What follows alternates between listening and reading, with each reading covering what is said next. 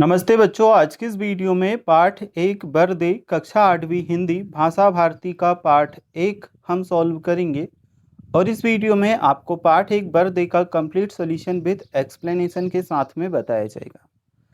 तो आप देख सकते हैं पाठ एक बर्दे ये आपका है। पाठ परिचय आपको दिया है। इस कविता में कवि ने देवी सरस्वती की वंदना की है। कवि माँ सरस्वती से नव निर्माण हेतु वर मांगते हुए समूचे संसार को आलोकित करने की प्रार्थना कर रहा है। इस तरह से बच्चों हमारी कविता है। इसका कंप्लीट सॉल्यूशन यानी कि जो अभ्यास है वह हम देखेंगे। अभ्यास प्रश्न के जो उत्तर हैं आपको यहाँ पर ब्लू कलर में लिखे हुए देखने को मिलेंगे। लेकिन इससे पहले थोड़ी सी कविता को हम पढ़ लेते हैं। बर दे बीणा वादनी बर दे, यानी कि जो सरस्वती देवी जी जो हैं उनसे प्रार्थना की जा रही है कि वह बर दे। प्रिय स्वतंत्र रव अमृत मंत्र नव भारत में भर दे। काठ अंध उर के बंधन स्तर वहा जननी ज्योतिर्मय निर्जर कलुष भेद तम हर प्रकाश भर जगमग जग कर दे। इसके बाद है नव गति नवले ताल छंद नव नवल कंठ नव जलद मंत्र रव नव नव के नव बिहग वृंद को नव पर नव स्वर दे। सूर्यकांत त्रिपाठी निराला जी ने यह कविता लिखी है। इस तरह से यह हमारी कविता है। कवि का परिचय भी हमें दिया है, यह भी हम पढ़ लेते हैं। निराला जी का जन्म बंगाल के मेहंदीपुर में सन 1897 में हुआ था। आपके पिता उन्नाव जिले के गाड़ाकोला गांव के रहने वाले थे।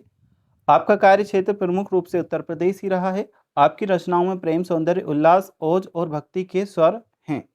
हिंदी के छायावादी कवियों की त्रिमूर्ति निराला प्रसाद और पंत में से निराला जी एक हैं। हिंदी कविता को मुक्त छंद आपकी ही देन है। अब बच्चों यहाँ से हमारे अभ्यास की कार्य स्टार्ट हो जाते हैं। चलिए इन्हें हम सॉल्व करते हैं। तो निम्नलिखित शब्दों के अर्थ शब्दकोश से खोज करके लिखिए। यह हमारा प्रश्न क्रमांक 1 है। देखिए बच्चों, यहाँ पर हमें इन शब्दों के अर्थ लिखना था। तो किस तरह से हमने लिखा है मैं आपको बताता हूँ। सबसे पहले बीणावाद ने दिया था, इसका मतलब होता है सरस्वती देवी। फिर है मंदरव, इसका मतलब होता है धीमा और गंभीर स्वर। अंध और अज्ञान के अंधकार से युक्त हृदय। जननी का अर्थ होता है माँ। नेक्स्ट है बंधन स्तर, इसका होता है दास्ता या बंधन का स्वरूप। तम, तम का होता है अज्ञान। ठीक है, अज्ञान का अंधकार। नेक्स्ट है हमारा बिहग वृंद, इसका मतलब है पक्षियों का समूह। पर का मतलब होगा पंखा। नेक्स्ट है हमारे पास कलुष, तो कलुषता मलिनता, कलुष भेद का मलिनता का भेद करने वाला। अगला है हमारा तमहर, अज्ञान का अंधकार हरने वाला। जगमग जग कर दे, इसका होगा संसार में जागरण कर दो। नेक्स्ट है प्रकाश, इसका अर्थ है उजाला। ज्योतिर्मय निर्जर का अर्थ है प्रकाश से युक्त झरना। नवल का अर्थ है कोमलता के लिए, कोमलता लिए हुए नवीन। ठीक है,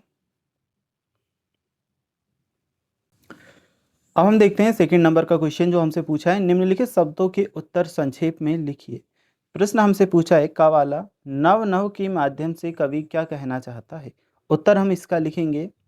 देखो ये आंसर लिखा है, कवि नव नव के माध्यम से नया आकाश नव युग के आगमन का संकेत देना चाहता है। के आगमन का संकेत देना चाहता है। ठीक है, अगला है हमारे पास, इस कविता में कवि किससे वरदान मांग रहा है। इस कविता में कवि किससे वरदान मांग रहा है।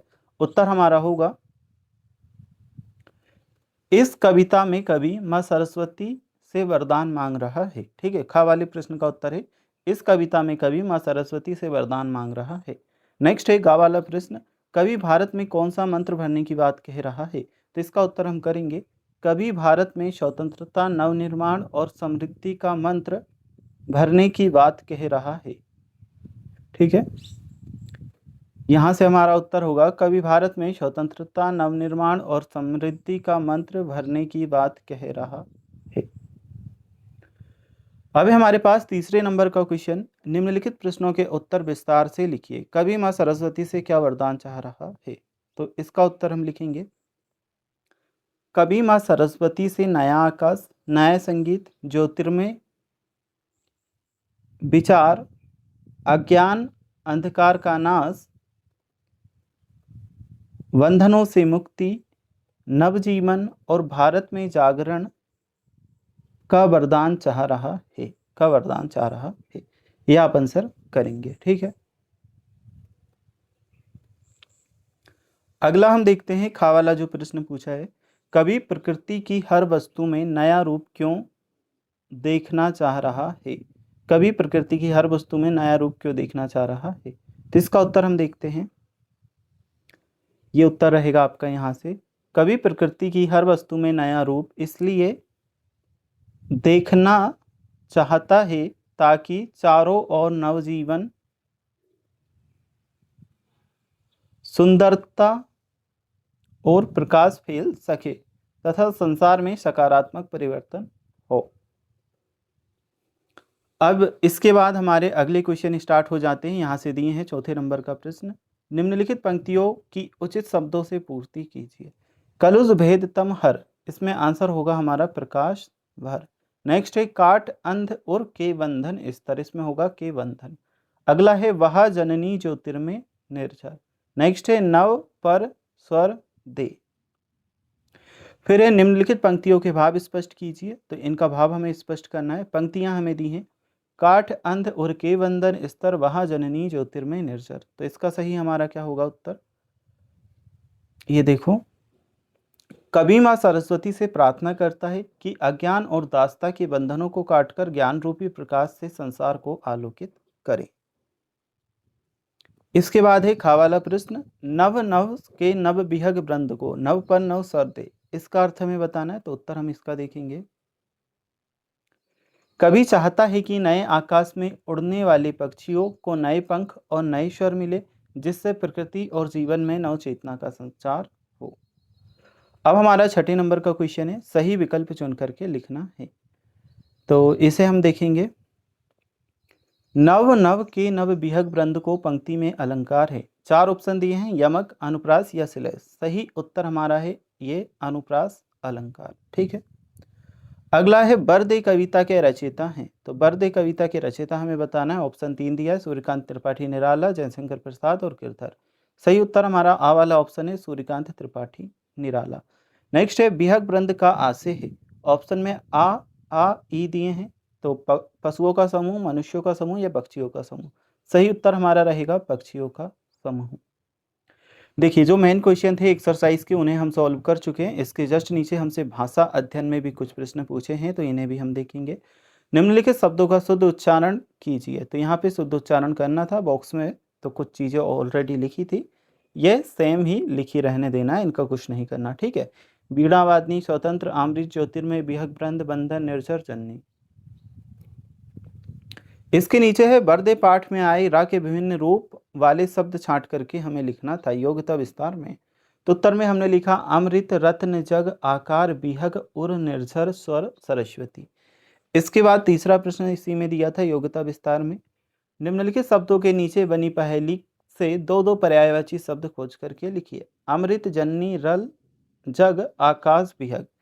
तो इनके हमने लिखे हैं। देखिए अमृत का होगा सुधा और अमी, जननी का माता और माँ, रथ का तल्लीन और मंग, रात का तल्लीन और यहाँ पे किया, जग का संसार विश्व, आकाश का नव गगन, बिहग का पक्षी और खग।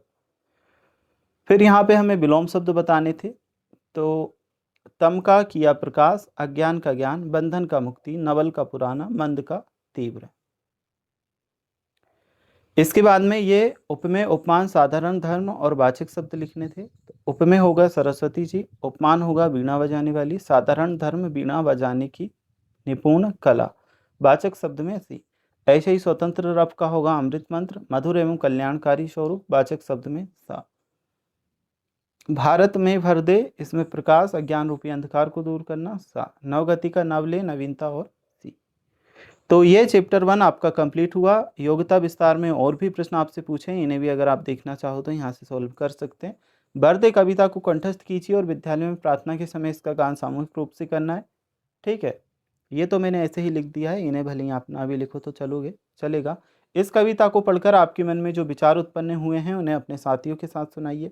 तो ये आपको सुनाना है जैसे कि इस कविता को पढ़कर मेरे मन को ज्ञान प्राप्त करने, अज्ञान रूपी अंधकार को दूर तथा देश और समाज की सेवा करने की प्रेरणा उत्पन्न हुई। मैंने यह विचार अपने साथियों को सुनाए। इसी प्रकार की अन्य कविताएं अपने शिक्षक की सहायता से संकलित कीजिए। तो आप इसी तरह की नई कविताएं संकलित कर सकते हैं, जैसे कोई वीरों का कैसा हो बसंत। ठीक है। अब ये जो चैप्टर है आपका कंप्लीट हुआ। नीचे 5वां और क्वेश्चन है, इसे भी अगर आप सोल्व करना चाहो, उपमेय, उपमान, साधारण धर्म, वाचक शब्द छांट करके हमें लिखना था। तो सीता का मुख चंद्रमा के समान सुंदर है। इसमें उपमेय है सीता का मुख, उपमान है चंद्रमा, साधारण धर्म सुंदर, वाचक शब्द समान। ऐसे ही पीपर पात सरिस मंडोला में मन उपमेय है, उपमान पीपर पात, साधारण धर्म डोला और वाचक शब्द सरिस। हरिस कमल कमल से, इसमें उपमेय हरिपद, उपमान कमल, साधारण धर्म कमल, वाचक शब्द से। और नंदन वंशी फूल उठी वह छोटी सी कुटिया मेरी, उपमेय होगा कुटिया, उपमान नंदन वन, साधारण धर्म फूल उठी, वाचक शब्द सी। ये आपका कंप्लीट हो चुका है। सारे जो क्वेश्चन दिए थे वह